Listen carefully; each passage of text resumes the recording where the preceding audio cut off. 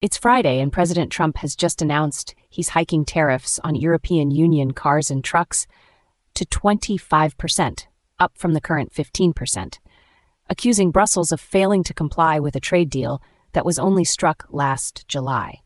This comes as the Supreme Court has already struck down Trump's broader reciprocal tariff framework, and as Europe warns the entire trade relationship with Washington could be in jeopardy.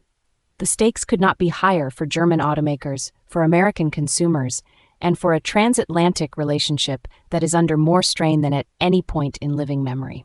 Joining me now are Marcus Webb, our defense and security analyst, and Sophia Reeves, our economics and markets editor. Marcus, let me start with you. Is this Donald Trump playing hardball negotiation, or is he blowing up one of America's most important economic relationships? Thanks, Emma. Look, let's be clear about what we're actually watching here. This is not destruction. This is accountability. The European Union signed a trade deal in July 2025, less than a year ago, and they're already in non-compliance. Trump isn't the one who broke the agreement. The EU is. And what I find extraordinary is the way the media, BBC, France 24, ABC Australia, all reach for the same framing. Poor Brussels, rogue Washington. Nobody asks the obvious question, which is what exactly did the EU fail to deliver? Germany has built an export economy on American market access, while spending decades contributing inadequately to NATO and Western defense. Emmanuel Macron talks endlessly about European strategic autonomy, while expecting American security guarantees and American consumers to subsidize European prosperity. Douglas Murray has made this point brilliantly. The EU is fundamentally a power-concentrating institution that operates by different rules for different players, and it has always assumed Washington would eventually back down. What Trump is demonstrating consistently is that he won't, and I'd argue the world is a more honest place for it. But Marcus, here's my challenge to that.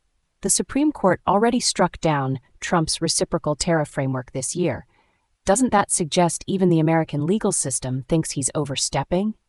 And if Europe retaliates, aren't American consumers and businesses the ones who end up paying the price?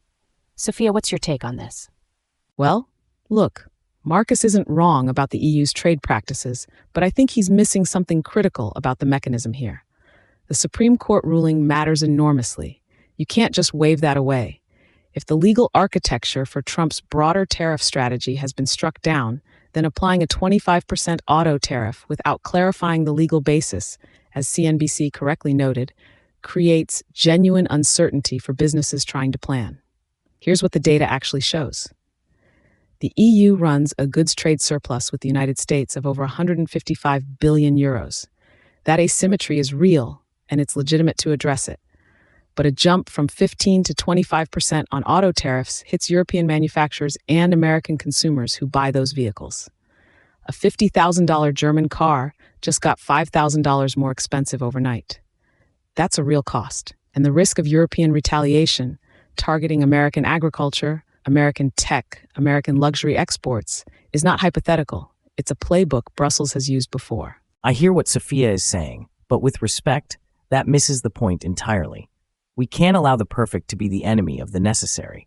Yes, there are legal complexities. Yes, consumers pay some cost. But what's the alternative? More years of asymmetric trade while Brussels lectures Washington. Look at the historical precedent. Reagan used automotive pressure against Japan in 1981, and what happened? Japanese manufacturers built American plants. American jobs were created. Structural outcomes take time. The risk of doing nothing is higher than the risk of short-term friction. And let me be very direct. Germany's auto sector is already being hammered by Chinese EV competition. Volkswagen, BMW, Mercedes, they're all under pressure. Trump has found the most vulnerable pressure point at the most vulnerable moment. That's not reckless, that's strategic. Here's what I want to know, and this is the question that keeps me up at night. We're 6 months away from potentially the most consequential trade restructuring in a generation. Where does this actually end? Does Europe capitulate? Does this escalate into a full trade war? Or does something else entirely happen? Sophia, where do you see this going? The way I see this playing out, there are really 3 possibilities, and none of them are clean. The first is that Brussels blinks. They make enough surface-level concessions to give Trump a political win without fundamentally changing anything structural. Bureaucratic institutions like the EU are extraordinarily skilled at appearing to concede while actually conceding very little. And if that's what happens, we're back having this conversation in 18 months. The second is escalation. Europe retaliates against American agricultural exports, American tech firms, and the whole thing spirals at a moment when neither economy can afford it.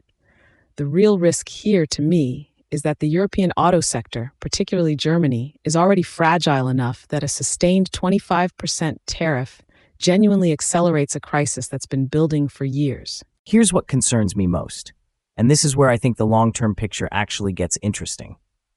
There's a third scenario that nobody's talking about enough.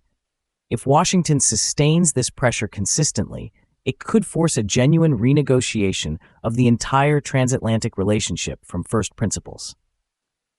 Europe has been talking about strategic autonomy for years without delivering it. If the era of automatic American market access in exchange for nominal partnership is genuinely over, European capitals face a choice they've been avoiding for decades: reform meaningfully or accept a diminished position in the American market. History tells us that real structural change in European trade policy doesn't happen from goodwill, it happens from pressure. The trajectory suggests this could be the moment that pressure finally produces something real, or it fractures the relationship entirely. Those are very different outcomes, and the decisions haven't been made yet. Marcus Webb, Sophia Reeves. Brilliant, heated, essential. One thing's for certain, somewhere in Brussels tonight, there's a trade negotiator staring at a spreadsheet, wondering how they explain this to Berlin, and they don't have an answer.